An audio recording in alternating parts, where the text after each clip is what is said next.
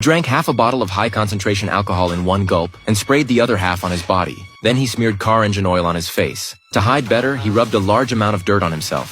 Finally, he found a sharp steel needle and without hesitation stabbed his own nose. At this time, Jimmy was being pursued by the police. He hoped to disguise himself as a vagrant this way to deceive the police's eyes. When discovered by the police, Jimmy deliberately acted very frightened and even wet his pants in fear. The smell of urine mixed with alcohol made the police very disgusted, thinking he was just an inconspicuous drunk vagrant, so they stopped bothering him. In this way, Jimmy successfully escaped from the police-filled scrapyard with his superb acting and disguise. At the same time, Police Chief Lisa also found Jimmy's car in the scrapyard, but all fingerprints and skin tissue on the car had been destroyed by Jimmy, leaving only an empty alcohol bottle on the ground. Only then did they realize that the vagrant they had let go might be the mastermind of the bank robbery, but it was too late to catch up. Although Jimmy escaped this time, he would soon have big trouble, because when he first entered the scrapyard, the guard there had seen his real appearance. Learning all this, the police immediately brought in the guard, hoping he could draw the criminal's approximate appearance on the computer. Fortunately, before robbing the bank, Jimmy had already had the team's hacker expert infiltrate the police station's communication system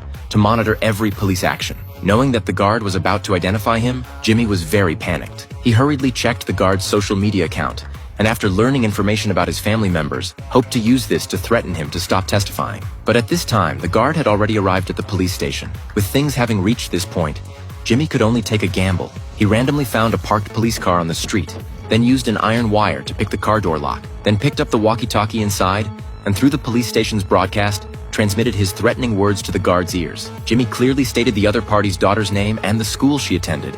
If the drawn portrait resembled him in the slightest, he would never see his daughter again. The guard was terrified and hurriedly removed the already assembled portrait of Jimmy. The police who realized what was happening wanted to stop him, but it was already too late.